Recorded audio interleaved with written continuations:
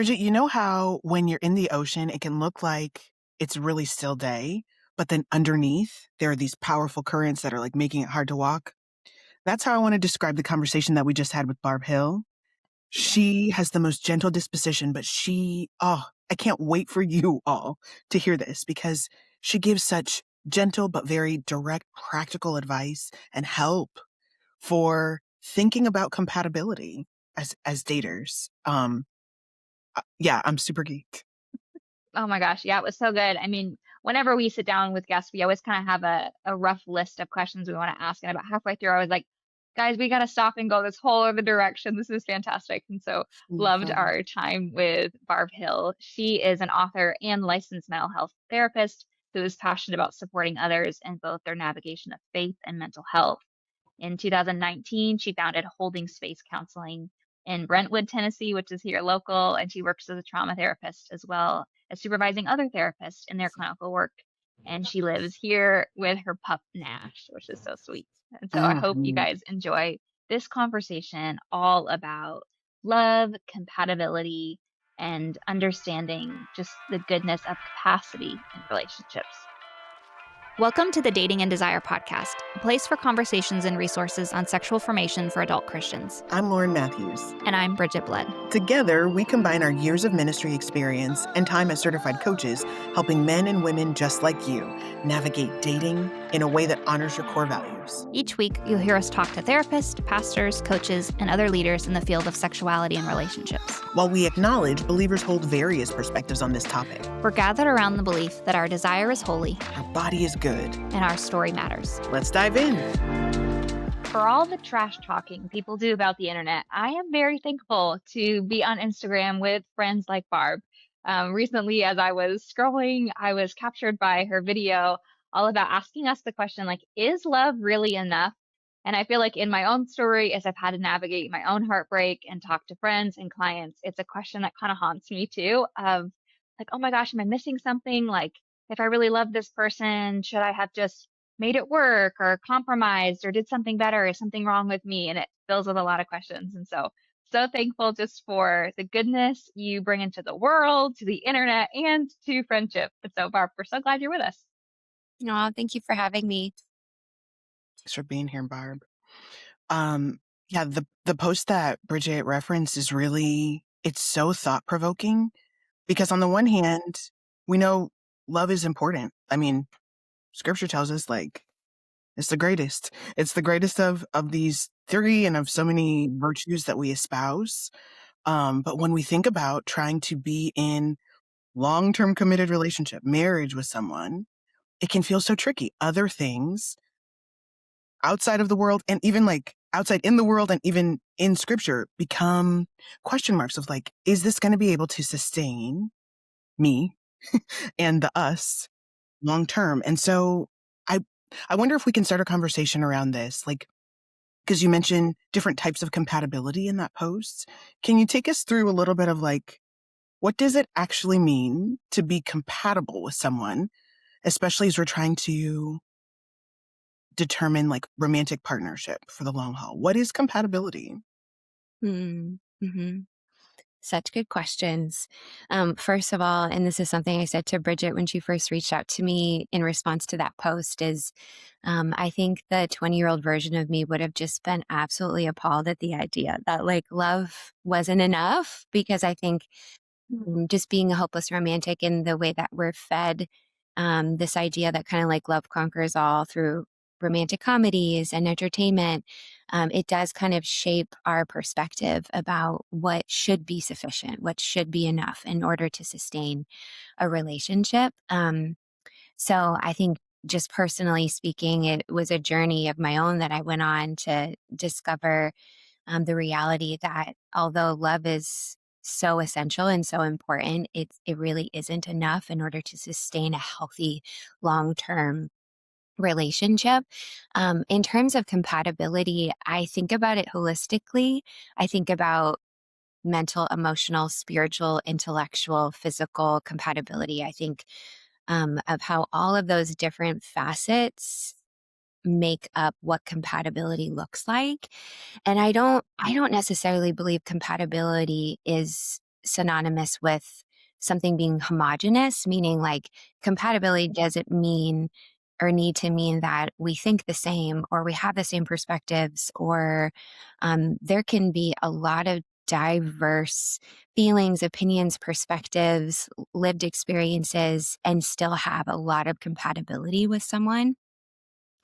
I was just on a walk yesterday with a friend, and we were kind of having a conversation adjacent to that where we have a lot of different perspectives spiritually, and yet we still have great compatibility as friends in our conversations. So, um, yeah, I think compatibility is talked about in a lot of different ways. And I think it's good that we're kind of slowing down around the idea of compatibility and like, what does that mean? How are we defining it? What does it consist of?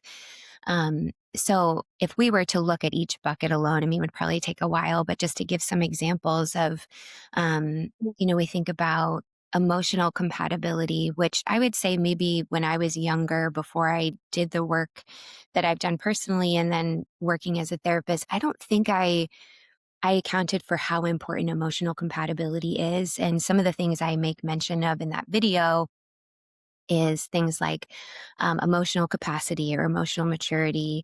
And a lot of this kind of the underpinning or what makes things like that possible is um, like, can I regulate? Like, there's some nervous system stuff in that. So it's a layered kind of deeper conversation. But when we think of emotional compatibility, if one person has emotional capacity and the other one is lagging painfully behind, there's going to be so many pitfalls along the way in terms of how are we resolving conflict? Are we able to repair stuff when it goes sideways? Are we able to stay engaged in difficult conversations? And I think the reality is, and this kind of goes back to the idea of love maybe not being enough, is somebody can have all intentions to want to have the capacity. Their intention is there, their desire is there, but their actual capacity to execute on those things is not present. And and I think that's kind of the disconnect that we can look at is intent and desire may be there, let's say around the area of emotional compatibility. But if the true capacity isn't present, then we can't follow through or implement on the things that we actually want to implement on. So it's a really big conversation that I could spend probably the next hour talking about, but that's some ideas on the matter, I guess. One thing that sticks out to me, Barb, is that it's going to be clear practically. You're going to know there's an emotional incompatibility because as if you are showing up fully, the real you is showing up, not the placating, masking kind, then when conflict inevitably happens, we don't agree on tacos or sushi, and that turns into this whole thing. You're going to be aware, okay, we might have differences. And it might be the other person, right? We like to think it might be the other person, but you might also discover it's me. Hi, I'm the problem. It's me that Yeah. doesn't have emotional capacity to resolve conflict. And I just wanted to highlight like ways that we can know that this is happening. We're not going to have to guess. It's going to be clear in repeated patterns of trying to resolve big or small conflicts. Yes, Yeah. absolutely. Um, I actually, for our time together today, I think I actually want to spend a little time in the buckets 'cause I think it's important. I don't know that maybe people haven't access to deeper conversation about it. And so kind of what I'm thinking of when I think about emotional compatibility, I'm just going to put it into friendship for a second. You mentioned the friend example. There are times with the people that I live life on life with that have like full authority and permission to say, Bridgett, we see this pattern of unhealth in you and because we love you. We're going to call you to live in fullness. Um, there's this safety of, I think, holding where does this person take their pain? Right? Like, are they aware of, yeah, I know for me, and all of my friends can say this, like, when I get flooded out of my mind, I say, I want to make sure that I have a blue Sharpie marker for 2:15 p.m. on April 15th, 2032, right? Like, it's like my brain goes into hyper psycho, have to have all the details. And so being able to have that reflection of like, hey, what's happening for you right now? you're moving to a place of like hyperfixation on control and all of those things, like what's happening with you. Um, and so it's not that it's not happening, right? Because in that moment, right, there is a level of incompatibility existing within the relationship of that friendship. Um, but it is a overall movement of life to go, I'm aware of where I go when I get triggered in pain. And I also have the ability that the other person experiencing that has the right to say, hey, there's something happening here that I'm experiencing pain with you. Are you open to talking about that? Slash, are you open to going to get help to walk through that? And vice versa. Like, friends on the other side, I might experience something with them where I'm like, oh, hey, what's happening? It sounds like this would be a really great time for you to check in with your counselor about that.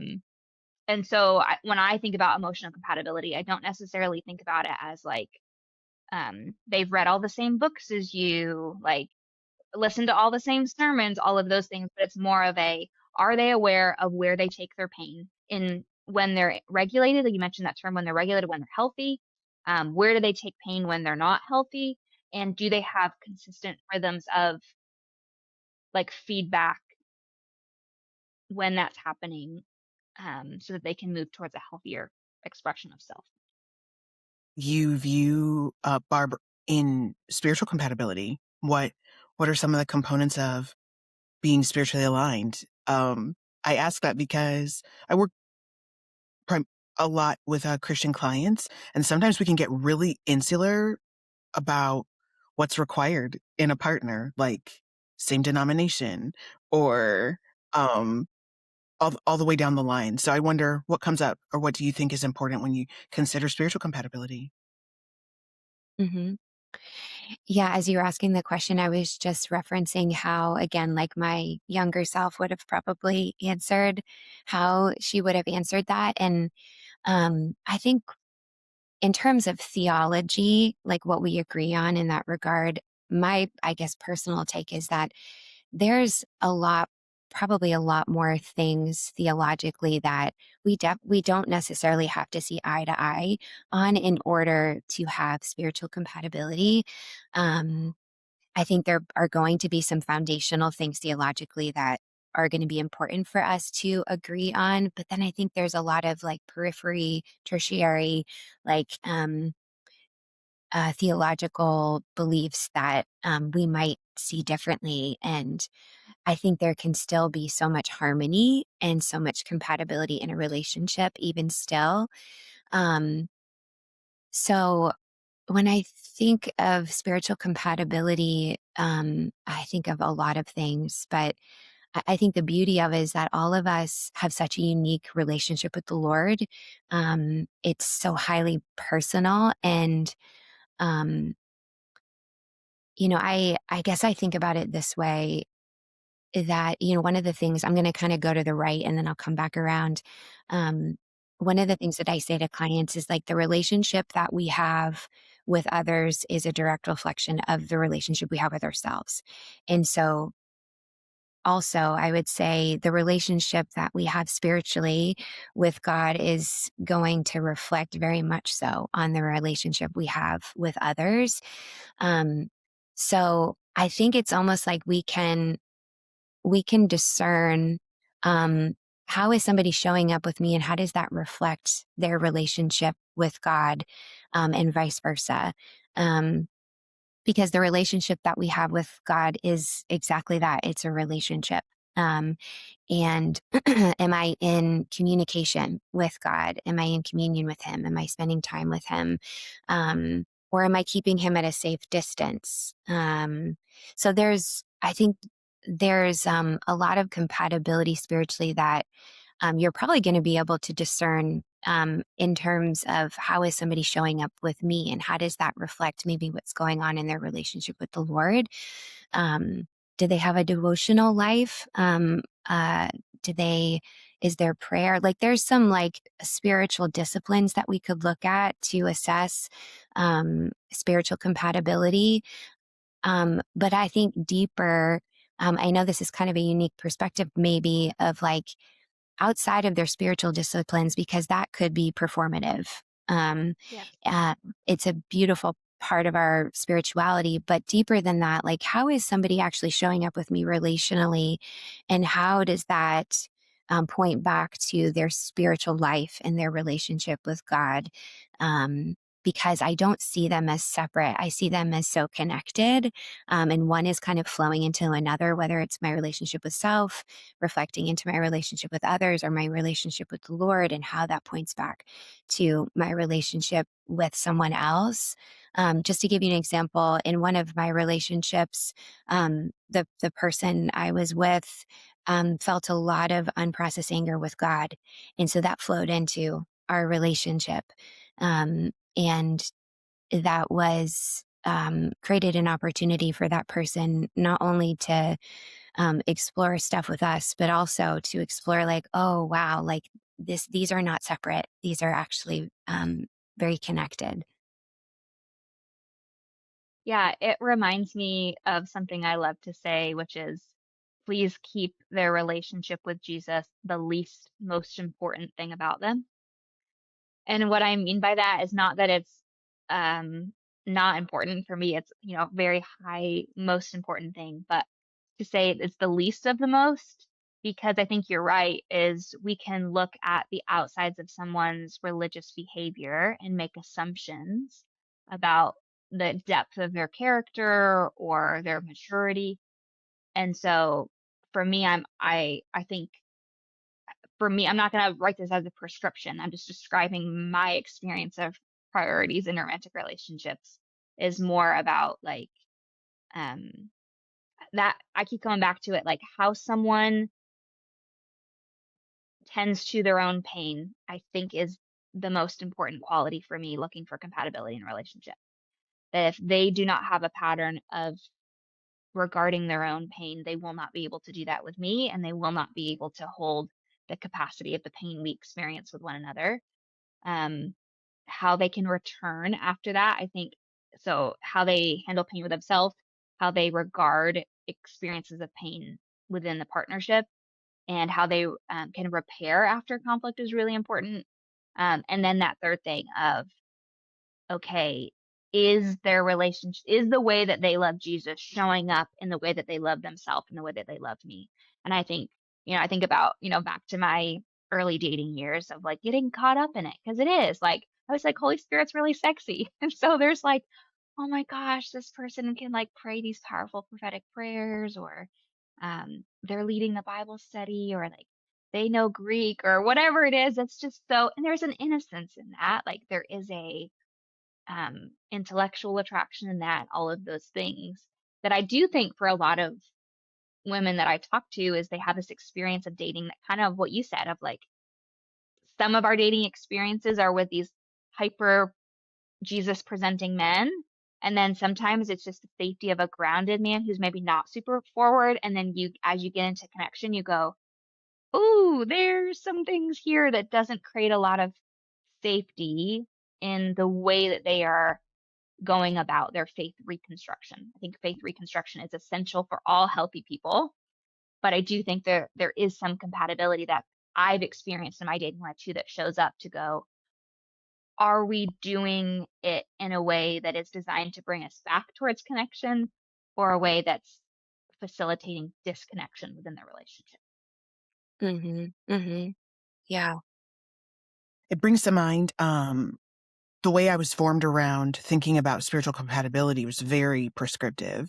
And so my formation included a lot of deep thought around whoever I marry being the spiritual leader, um, looking for a good spiritual leader. And I'm not poo pooing that by any stretch. I think leadership is important in any relationship, in any grouping of people. If you're going to have a family, that's super important. But I think sometimes I was looking to check a spirituality box and turn off my relational engagement. And so I hear both of you and myself saying, in whatever we're looking for spiritual compatibility, maybe it is, theological perspectives that are going to impact the way we have a family. Um, if you disagree on infant baptism, that feels like it's, going to be something. It's going to be something to contend with. We tend to those things, but also I think the big thing I like to encourage clients is to not turn off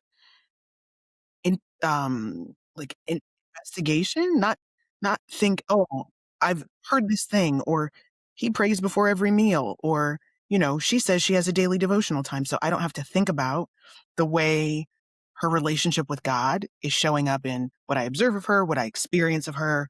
Um, Not turning off our brains is really the thing I think about a lot. And speaking of brains, I think sometimes we can undercut how important it is to be intellectually compatible. I think for a lot of my female clients, they are pretty high achieving ladies. So, like women with some real intellectual interests. And one challenge they find in dating is connecting with men who are as intellectually interested as they are, not just in the same things, but like to the same degree. And so, Barb, I wonder what what you've seen, what you experience, what you think is important when it comes to intellectual compatibility. Mhm, mhm.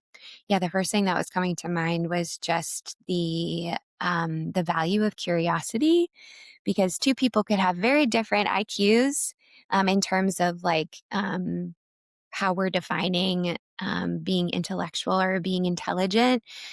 But when somebody is curious, I think that transcends any other thing that we may be looking at in terms of what intellectual compatibility would look like.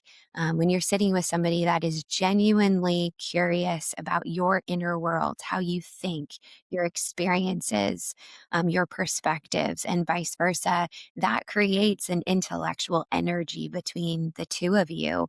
That's going to be very satisfying for both parties. And I think when I consider long-term relationships, what I see in my work with couples is that is one of the first things that gets lost is they stop asking questions. They stop learning about the other. And there is a dullness that sets in because of the lack of curiosity. So I would say, from my perspective, at the heart of intellectual compatibility is curiosity. I have a lot of friends that are a whole lot smarter than me. And we are still so compatible intellectually because we're both really curious people and we bring really different things to the table. And that creates this kind of robust, energizing part of the connection. So much. I think curiosity is the superpower of like so much of life. And when you were talking, I was thinking of my own relationship and just um, how powerful curiosity has been for me and my husband. Um, Across lots of spectrums, but one little microcosm, it's been so interesting to see the power of my curiosity toward things that he's interested in. He's super into history. He reads just really interesting, minute, I mean, histories of different parts of things. He'll pick up a book about, you know, random feeling stuff. But the delight in his face when I let him tell me about something alerts me immediately to like the power in love of just letting yourself be curious about this person. And so it makes me wonder, for a person who's listening, Barb, who doesn't feel particularly curious, how can we foster curiosity? Is this something we can grow, or are we just born with it? Hmm. I mean, I would venture to say that maybe some personalities lend more naturally to being curious. And I honestly think curiosity can feel quite vulnerable. Um, and that can be part of the apprehension or part of the not stepping into curiosity. Um, so if you find yourself maybe not being super curious, then it might be worthwhile to ask if that feels vulnerable to you.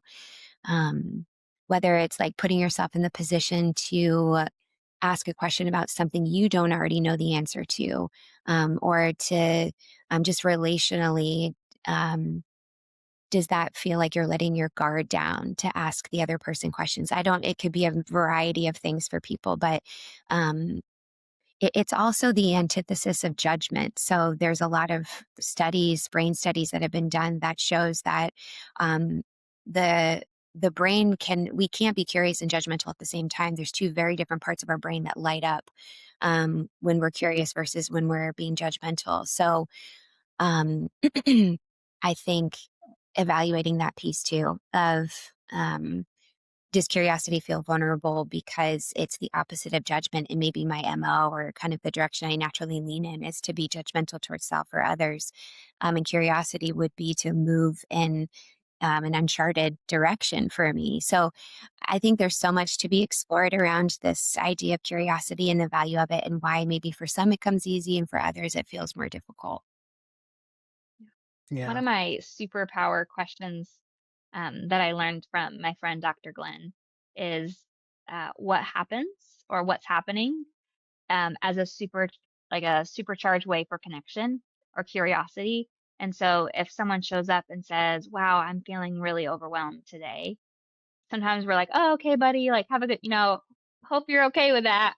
But to ask that one simple question of, "Oh, tell me like what's happening for you with anxiety or overwhelm?" Like, I feel like I might be missing something. What happens for you with the overwhelm you feel about going home for Christmas? Or like that one simple question, or even you can ask it in, past tense or future tense of, well, what would happen if you applied for that job?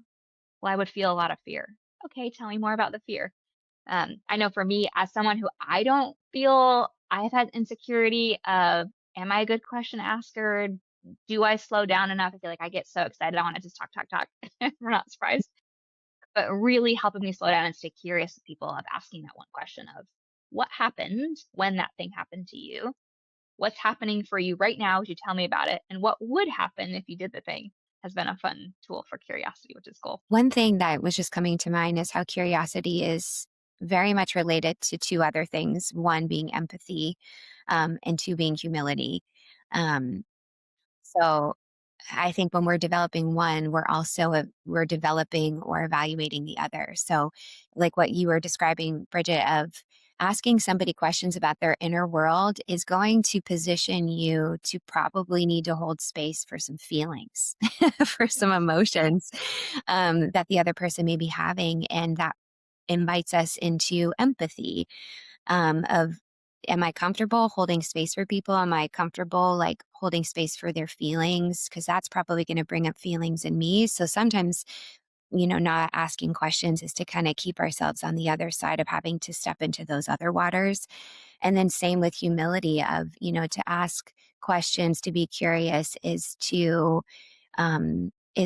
to admit that there's things we don't know, and that's actually okay. And to also prioritize another person's life experience. Um, it invites us into humility too. So I love to think how those three things are all interconnected, and how when we're developing one, we're actually tapping into the others. Yeah, I love that. Barb, I really love that a lot. It makes me aware that, like, those 3 things together are an on-ramp to awe and wonder, and if we're going to be in relationship for a long time, like, we need to tap into that. So it's really hope-giving that, like, part of what's gonna sustain a 30-year marriage is don't know everything about this person because they're dynamic, enter quote from Herodotus, like, because they're always changing. And because I can't know every nook and cranny of a person with just a short interaction, so I get to keep learning this person over the long haul as an invitation to awe and wonder. It's really, yeah, sticking out to me right now. I love that. Thank you. Yeah. And I guess the last thing I'll say, Oh, this is spurring a lot of thoughts, if, if that's okay, is that resentment is the killer of curiosity. Like when mm, I work with relationships, with couples, part of the reason why they stop asking questions and they stop empathizing, and there's this cutoff in humility, like that whole triad gets disrupted via resentment. I don't want to learn about this person if I resent them. I don't want to ask them questions. And so if you're finding in your relationship that curiosity feels like nails on a chalkboard for you, or empathizing with them feels you're very resistant to it, there might be some underlying resentment that is worth looking at. So good. Um, okay, maybe last thought. When we think about resentment, I think it's so important to not just look at what this other person has done to me, but to look at how I participate in my resentment by not owning what I really want and articulating what I really want, right? Like, this is where we need to have another t-shirt. Boundaries are sexy. Boundaries help me set someone up successfully to interact with me well. So, all is not lost. Like, when we think about, oh gosh, I have resentment in my heart toward this person, we're not just dependent on the other person to get their life together and start treating us right. We get to participate in that. And it's scary. We don't have a guarantee that someone else is going to want to relate to us well, but we do have something within our power to say, hey, I noticed this resentment and I haven't been clear with you. I really don't like when you call me that nickname. It doesn't feel good. So please stop calling me sugar plum or whatever it might be, even on even a silly thing. If I notice that resentment, I want to look first to, is there something I'm not being honest about? Is there something I'm not being clear about that I can better set my partner up to be pleasing? And I think that goes back to what you were saying, Bridget, about the emotional compatibility. And um, when I think of maybe a slight distinction between emotional maturity and emotional capacity, emotional maturity often includes the awareness, the insight of myself, my inner world, my patterns, my habits, my reactions. Capacity is the outworking of what I know. Can I actually implement and execute on the awareness that I have? And if one is there and the other is missing, again, it goes back to intent and and desire versus my ability to fulfill on the things that I desire and want and care about. So, taking emotional responsibility, I would put that in the bucket of emotional capacity because that is you stepping into discomfort and conflict and all the physical sensations that come up when you're in conflict and all the things. So, I think we can so see how things dovetail into each other. But I would say that's been a helpful distinction for me. Emotional maturity is what I know. Emotional capacity is what I can actually execute on. Wow. I mean, I have 800 questions. Can we no, can't let's talk about that. Um, I'll just speak from my own experience. Um, I have fear of in a world that hates men so much. I have fear of jumping to conclusions or being judgmental. Um, and so sometimes in those first 3 to 4 months of dating, my body might register, ooh, hey, there's an emotional capacity difference here. But the maturity is so attractive that it's like, well, at least they're aware of it. At least we can talk about it. Um, counsel me, Barb, right? Like, w- and I know that I'm not. The reason I'm asking that is because I know that that's not. I'm not the only person in that experience. And I think about culturally speaking. Lauren, you mentioned with your clients of we have women who have done proportionally speaking more therapeutic work than men. Not saying all men, right? I believe men are fantastic, and there's thousands of single men on this planet that love Jesus that are doing the work that are ready to be married yesterday. But I also want to acknowledge that the feedback I experience in my own body that I walk with women is this like this discernment process of, is it my projection? Is it my trauma? Is it making a judgment about a man's character? Like, what are the types of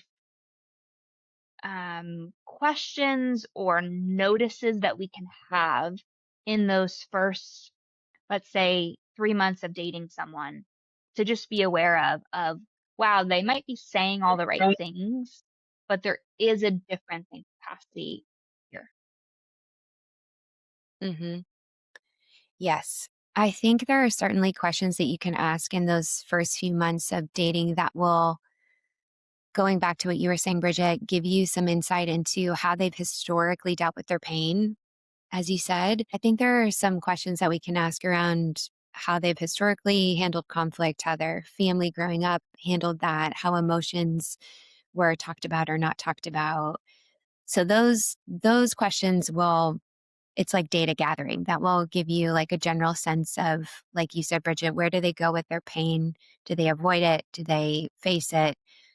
Do they medicate it? So, but I will say that it's probably not going to be until you have your first conflict, or first moment of tension or argument or whatever that ends up looking like, where you are going to see, is there congruence between their emotional awareness and their insight and their emotional capacity? Um, and the reality is that this is not perfect. It's not like if somebody has a moment where they shut down or they get anxious or that we're throwing the baby out with the bathwater, because all of us have a starting gate position. All of us are going to have moments where we get triggered and we have moments where we don't show up the way that we would like. But what does the recovery look like? Are we aware of what's happening? Can we own what's happened? Can we repair with the person? Can we take responsibility? So there's a lot of different junctures, so to speak, where we're evaluating, um, what's here, what's happening. Um, okay, is there awareness of where you come from and your patterns? Okay, in a moment of conflict, like how are you able to show up? Okay, what happens after? So there are kind of like three main moments where you're evaluating, um, how a person is presenting, how they're showing up. And I think looking at all three of those together are going to be important to make up your, maybe like a more well rounded, fuller picture of this individual and where they might be at in terms of their maturity and capacity. I think, something I'm hearing you say is, well, something I'm taking away of what you're not saying. You can clarify if this is your intention or not. But to like take the pressure off of, it's not a checklist of questions you're asking someone. It's being present. It's being brave to risk vulnerability at the level of shared trust that's already established. Um, and I think to say we do this in all relationships. I think there is a level of intentionality that is accompanied when it is in a romantic setting. But I'm asking these same questions of my friends, of my coworkers, of when we navigate difference or conflict, are we respectful? Are we honoring? And can we move forward in a way that honors both people? And so, yeah, I love that. That feels good.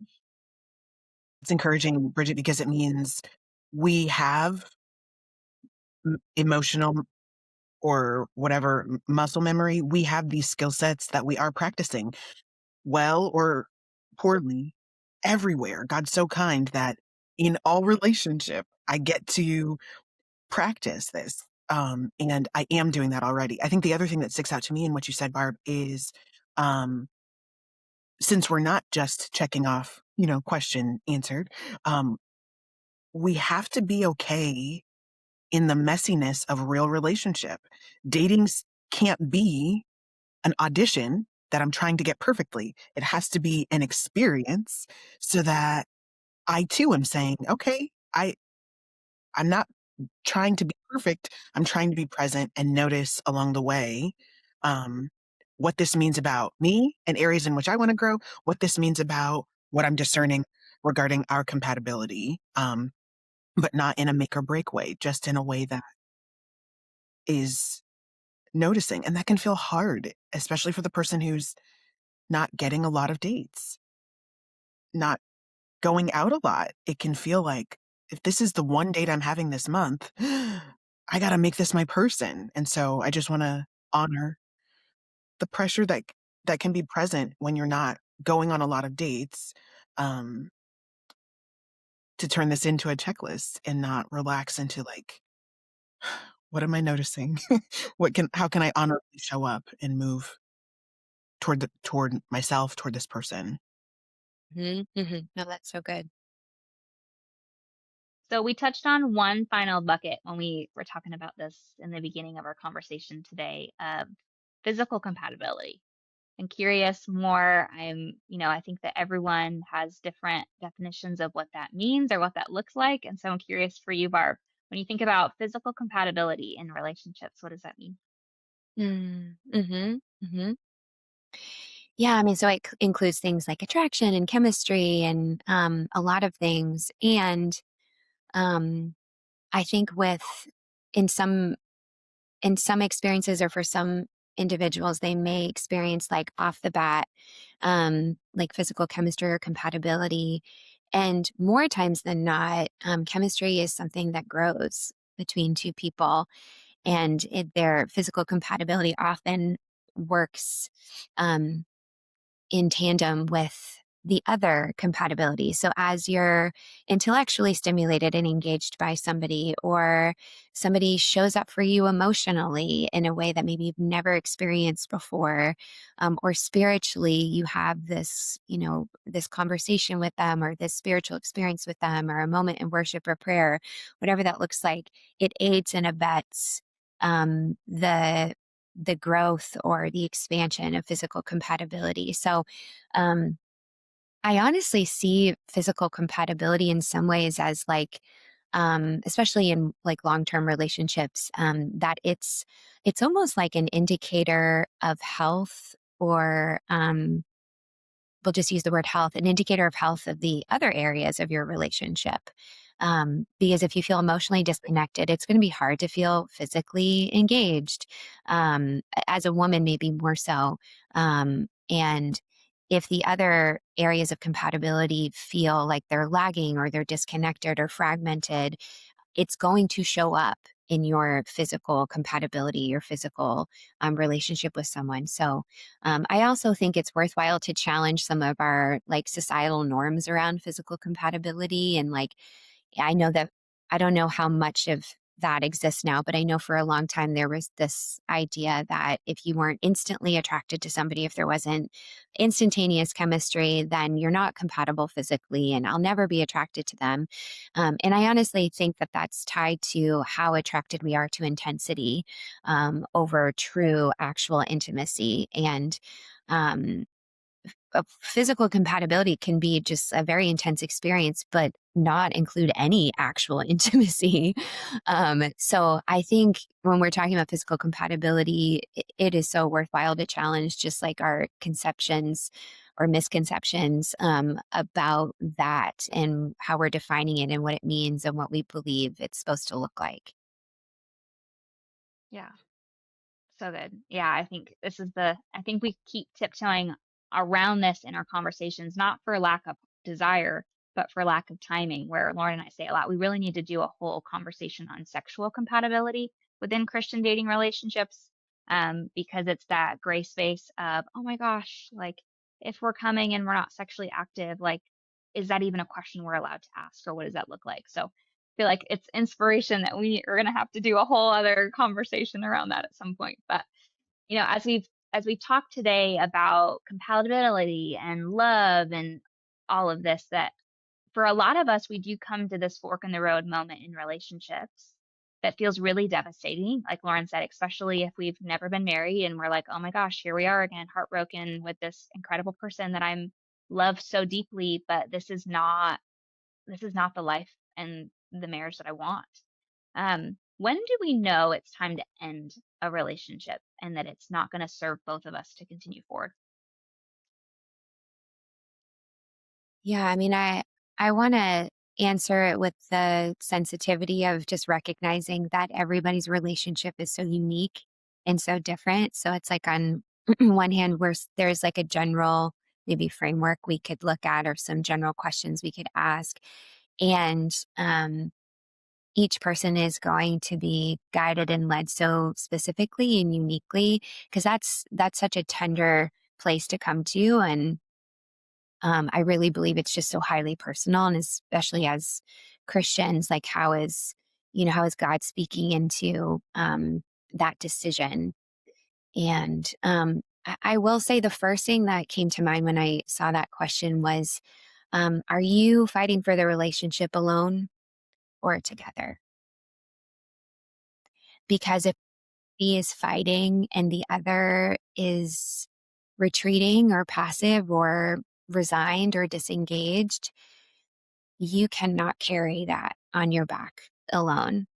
But if two people are, they believe in the relationship, they're fighting for the relationship, they have a conviction that there is value and if and a shared vision and all of those things, then um, it can move forward. I think of the Gottmans and their research around marriage and family, and they talk about those three responses to those bits for connection. We can turn towards each other, we can turn away, or we can turn against. And those micro moments where we turn towards somebody really does make or break a relationship. And I think it indicates like, are we fighting for this relationship or are we fighting against each other and against the relationship? So I would say when you're evaluating this really big, tender decision of whether to end the relationship, that's one of the main things I would encourage somebody to evaluate. Like, am I am I fighting for this with the other person, with their effort, with their intention, with their prayer, with their energy, or am I fighting alone for this? And if you're fighting alone, that says a lot about whether at this point the relationship needs to end or not.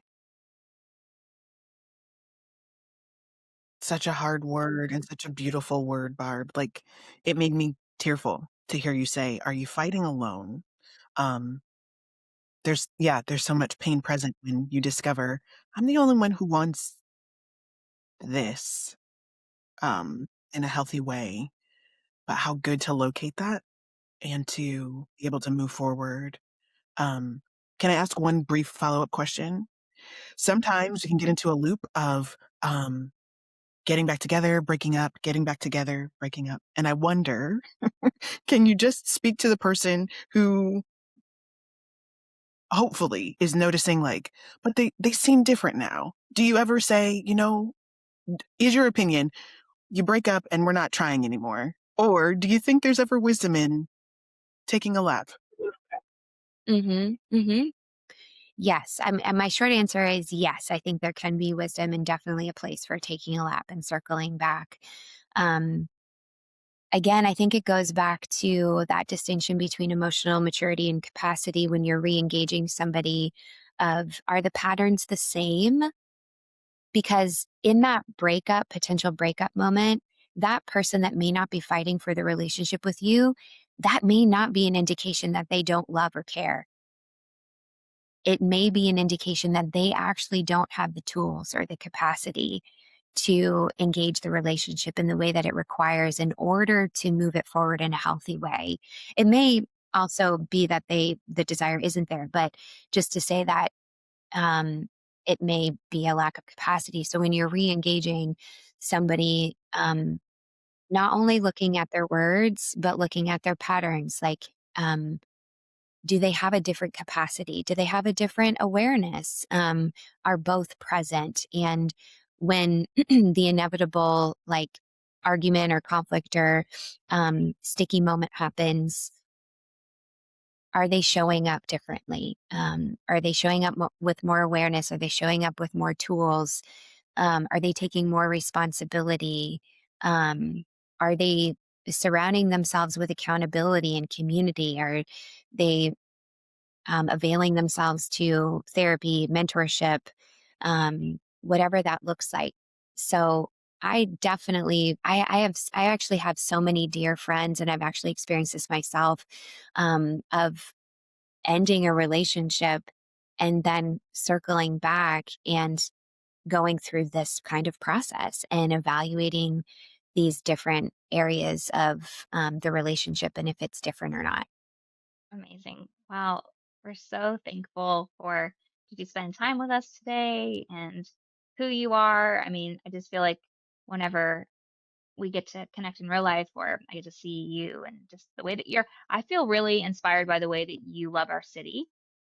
We both live in Nashville and like I just see the work and the way that God's using you to shift conversations for a whole city.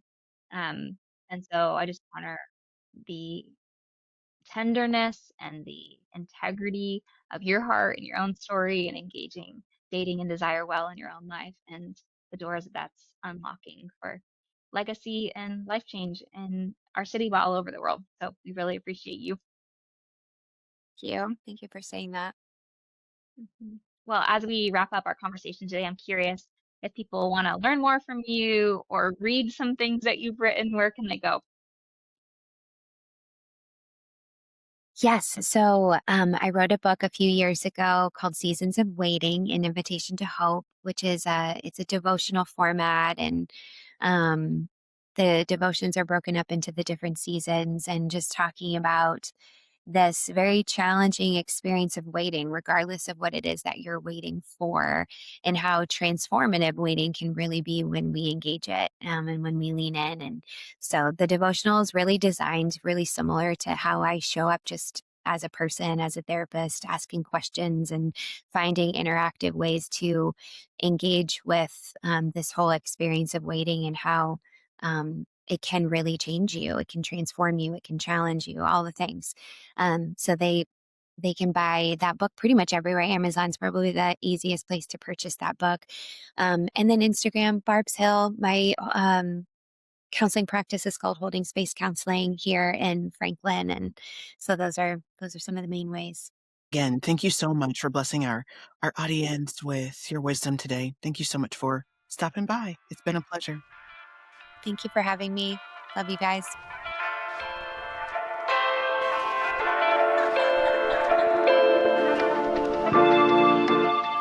Thanks so much for spending your time with us today. If this conversation encouraged you, challenged you, or helped you feel a little less alone in your dating journey, we'd love for you to subscribe, leave a review, or share this episode with someone who might also need the encouragement.